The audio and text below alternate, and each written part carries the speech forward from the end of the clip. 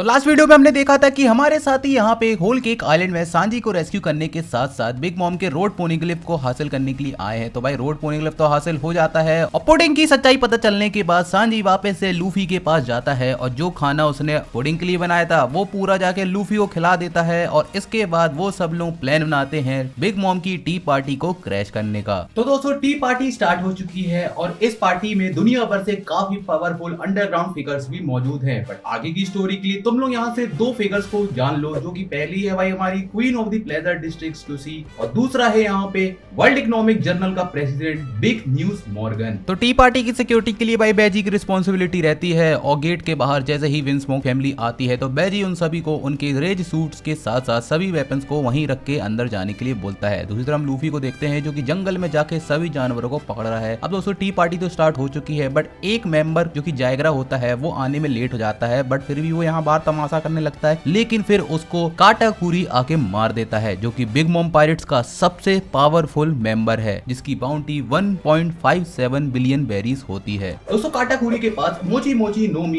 एक पैरामीशिया type devil fruit की power है बट इसको पावरफुल इसका डेविल फ्रूट नहीं बल्कि इसकी ऑब्जर्वेशन हाकी बनाती है जो कि इतनी ज्यादा पावरफुल होती है कि इससे वो कुछ सेकंड्स के लिए फ्यूचर में भी देख सकता है। दोस्तों टी पार्टी के अंदर सभी गेस्ट एक दूसरे से वार्तालाप मुलाकात कर रहे होते हैं और उसी बीच टेबल पे मदर कार्मेल की फोटो को बिग मॉम के सामने लाके रख दिया जाता है। दूसरी तरफ दोस्तों सभी गेस्ट बिग मॉम को गिफ्ट्स लाके दे रहे थे और बिग मॉम यहाँ फैसला करती है कि फिशमैन आइलैंड से आए हुए टमाटे बॉक्स को वो वेडिंग के बाद ओपन करेगी। तो भाई फाइनली यहाँ पे सांजी की शादी का टाइम आ चुका है और जैसे ही सांजी पुडिंग का घूंघट हटा के उसको किस करने जाता है दोस्तों पुडिंग अपनी तीसरी आंख निकाल लेती है जिसको देख के सांजी उसको बताता है कि ये कितनी सुंदर है। अब दोस्तों ये सुन के पुडिंग काफी इमोशनल हो जाती है बट बिग मॉम के ऑर्डर पे वहीं खड़े प्रीस्ट ने सांजी पे गोली चलाने की कोशिश की बट सांजी उसको डॉज कर लेता है। फिर काटाकुरी भी उसको मारने की कोशिश करता है बट सांजी उसको भी डॉज कर लेता है और इसके पहले की और कुछ हो केक के अंदर से 100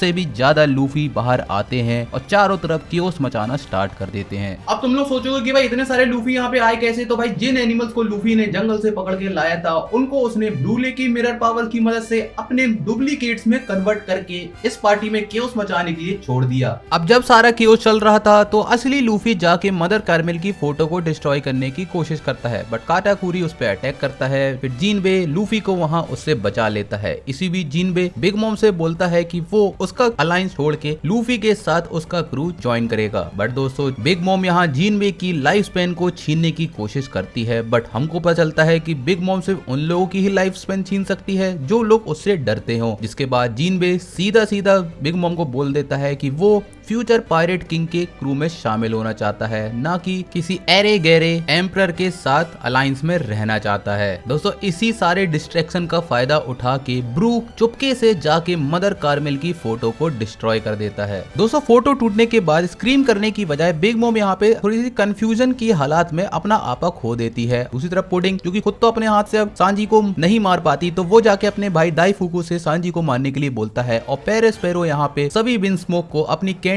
से वहीं पे जकड़ लेता है। ब्रूक बताता है कि बिग मॉम इसलिए स्क्रीम नहीं कर रही है क्योंकि वो कंफ्यूज है कि भाई स्क्रीम करना किस पे है, इसलिए वो लूफी को जाके बिग मॉम को मदर कार्मेल की टूटी हुई फोटो दिखाने के लिए बोलता है। दूसरी तरफ सांजी जब अपने फैमिली को छुड़ाने के लिए जाता है तो दाईफुकू उस पे अटैक करने के लिए आ जाता है। अब भाई काटाकुरी के कंटिन्यू रोकने के बाद भी लूफी आखिरकार बिग मॉम को टूटी हुई फोटो दिखा देता है। दोस्तों फोटो देखने के बाद बिग मॉम यहाँ पे काफी तेजी से शोर मचाना स्टार्ट कर देती है। अब जब तक बिग मॉम शोर मचा रही है हम लोग चलते हैं 63 इयर्स पुराने फ्लैशबैक में जहाँ पे बिग मॉम का नाम अभी सिर्फ शार्लेट लिनलिन है और इसके माँ बाप उसको एल्वफ आइलैंड में छोड़ के चले गए। जल्दी उसकी मुलाकात यहाँ पे मदर कार्मेल से होती है जो कि यहीं पे एक ऑर्फनेज को रन करती है। कुछ ही दिन बाद यहाँ पे विंटर सोल फेस्टिवल स्टार्ट हो जाता है जिसमें 12 दिन तक फास्टिंग की जाती है। दोस्तों फास्टिंग के 7वें दिन लिनलिन की भूख के मारे हंगर क्रेविंग स्टार्ट हो जाती है जिससे वो गुस्से में आके पूरे आइलैंड में तबाही मचाना स्टार्ट कर देती है। इसी बीच वो एक एल्डर जाइंट की जान भी ले लेती है और वो तब तक शांत नहीं होती जब तक उसको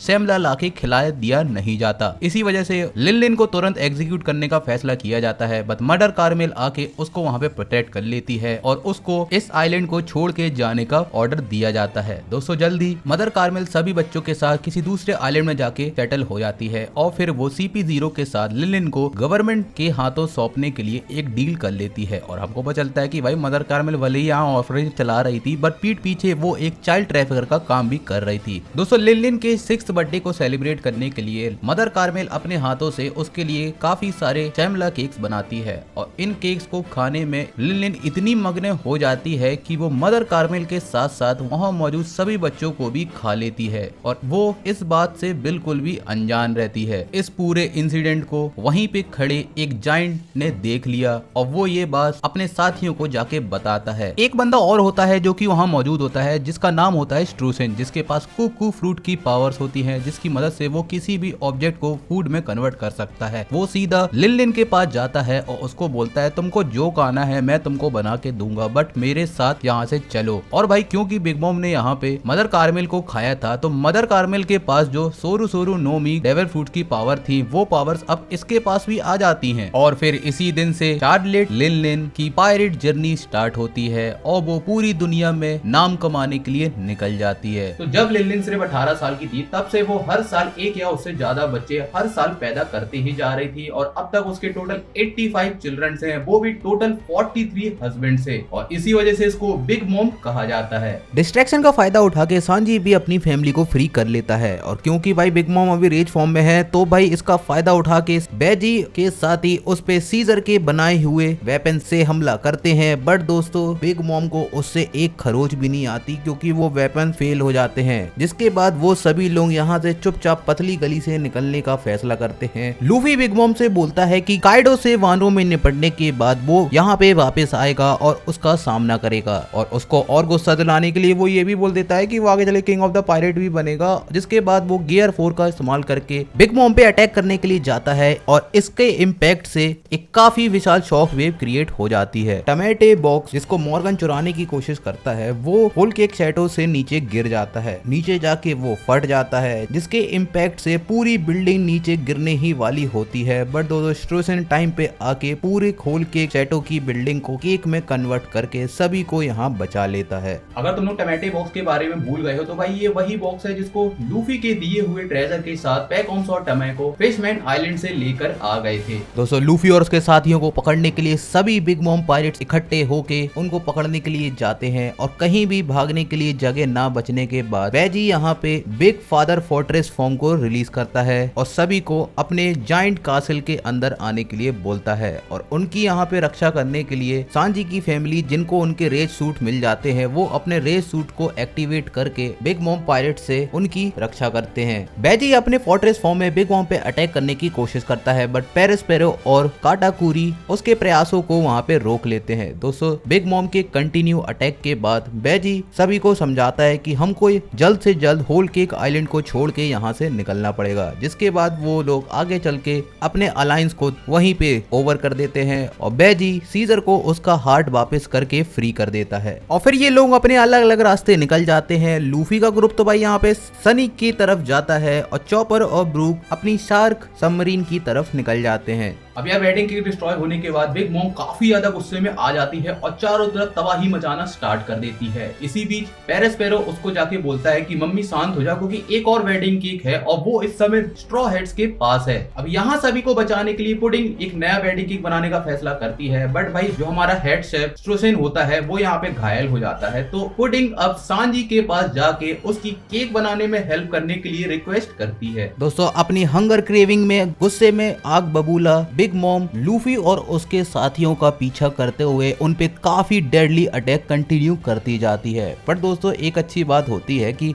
नामी यहाँ पे ज़्यूस को अपने छोटे छोटे थंडर क्लाउड्स खिला के अपने साइड कर लेती है बट दोस्तों प्रोमीथियस उनको अपनी सन हीट से जलाने की कोशिश करता है और जब बिग मॉम उन पे अपना फाइनल अटैक करने की कोशिश करती है तो नामी ज़्यूस का इस्तेमाल करके बिग मॉम के ऊपर एक काफी पावरफुल थंडर स्ट्राइक कर देती है और फिर इसके बाद सांजी पुडिंग और शेफॉन के साथ मिलके ककाओ आइलैंड आ जाता है और यहाँ पे ये लोग बिग मॉम को शांत कराने के लिए उनके लिए केक बनाना स्टार्ट कर देते हैं। तो जब लूफी और उसके साथी शिप के पास पहुंचते हैं तो वहाँ पे उनका पहले से ही काटाकुरी और पेरिस्पेरो वेट कर रहे थे और ये लोग यहाँ से आसानी से ना भाग पाए इसलिए पेरिस्पेरो अपनी कैंडी पावर से उनकी शिप को वहीं पे फ्रोज कर देता है। दोस्तों लूफी और उसके साथियों को बचाने के लिए पेड्रो यहाँ पे पेरिस्पेरो से फाइट करना स्टार्ट करता है और उन सबको यहाँ से सुरक्षित निकलने के लिए वो अपना खुद का बलिदान देते हुए सब कुछ बम से उड़ा देता है। और दूसरी तरफ लूफी काटाकुरी को लेके ब्रूले के मिरर वर्ल्ड में पहुंच जाता है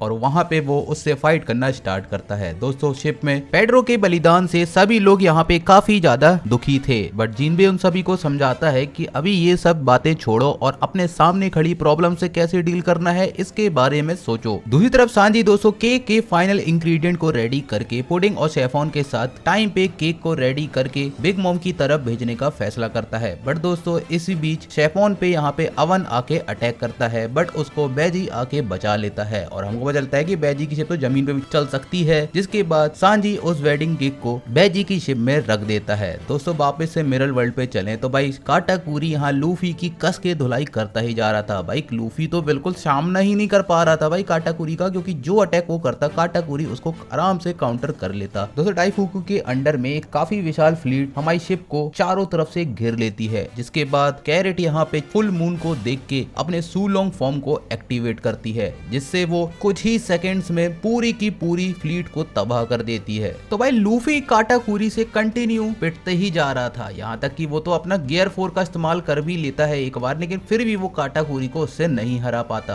दोस्तों लूफी को ये समझ में आ जाता है कि काटाकुरी कुछ सेकंड्स के लिए फ्यूचर में देख सकता है। जिसके बाद वो डिसाइड करता है कि वो काटाकुरी से फाइट करना तब तक कंटिन्यू रखेगा जब तक वो भी अपनी ऑब्जर्वेशन हाकी को इतना इम्प्रूव नहीं कर लेता जिससे वो भी फ्यूचर को देख सके। जिसके बाद भाई धीरे धीरे फाइट करते करते लूफी भी अपनी ऑब्जर्वेशन हाकी को उतना इम्प्रूव कर लेता है, जिसके बाद वो अपना गियर 4 का न्यू स्नेक मैन फॉर्म को एक्टिवेट करके काटाकुरी से फाइट करना स्टार्ट करता है। और इस फाइट में भाई अब टक्कर बराबरी की हो जाती है। दोनों लोग अपने एक दूसरे के ऊपर पूरी पावर से अटैक करना स्टार्ट करते हैं, लेकिन फिर भी इस फाइट के एंड में ये दोनों ही नीचे गिर जाते हैं। बट दोस्तों लूफी फिर भी उठ के खड़ा हो जाता है। लेकिन दोस्तों इस फाइट के एंड में काटाकुरी लूफी से काफी इम्प्रेस हो जाता है और इस फाइट में अपनी डिफीट को स्वीकार करके वहीं पे गिर जाता है। काटाकुरी के हारने के बाद पैकॉम्स मिरर वर्ल्ड के अंदर आता है और वो ब्रूले और लूफी को साथ में ले लेता है। वो यहाँ लूफी को बताता है कि यहाँ से बाहर निकल के वो अपना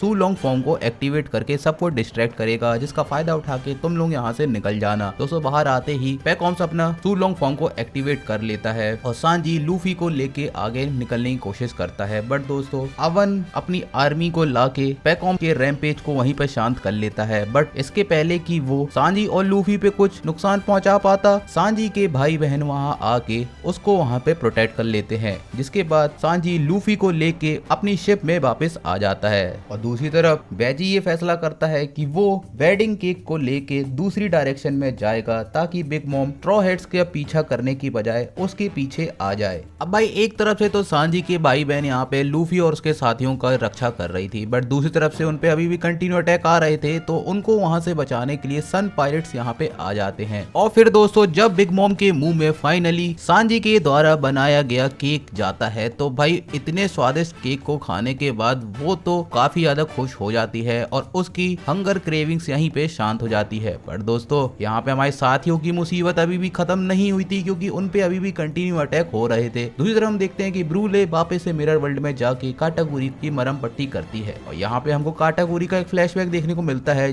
तो भाई जब काटाकुरी छोटा था तो उसके मुंह की वजह से सभी लोग उसका मजाक उड़ाया करते थे, क्योंकि वो इतना ताकतवर था तो उसका तो कोई कुछ उखाड़ पाता नहीं था। बट दोस्तों एक दिन वो लोग उसकी बहन ब्रूले को किडनैप करके उस पे काफी अटैक करते हैं, जिनसे बदला लेने के लिए काटाकुरी उन सभी को मार देता है। और उस दिन से वो ये फैसला करता है कि वो अपने फेस को कवर करके रखेगा ताकि इसकी वजह से उसके भाई बहनों को कोई भी प्रॉब्लम ना आए और वो अपने भाई बहनों को हमेशा प्रोटेक्ट करेगा। दोस्तों big mom pirate straw heads के पीछे हाथ धो के पड़े ही हुए थे। अब ये कम नहीं था कि भाई बिग मॉम भी दूसरी तरफ से केक को पूरा खा पी के इनके पीछे आ ही रही थी। इसी बीच जिनबे लूफी से बोलता है कि भैया आप लोग तो आगे जाओ, मैं यहीं पे सन पायरेट्स के साथ रुक के बिग मॉम पायरेट से निपटूंगा। और इस बात पे लूफी अग्री तो कर लेता है, बट वो जिनबे को बोलता है कि ठीक है तेरे को जो भी यहाँ पे निपटाना है भाई निपटा लेना, उसके बाद वानों में याद से आ ही जाना। तो जिनबे के सन पायरेट्स और जर्मा 66 के मेंबर्स यहीं पे रुक के बिग मॉम पायरेट्स का सामना करते हैं। और इन सब के साथ आखिर दोस्तों हुआ क्या ये हमको स्टोरी में नहीं बताया जाता,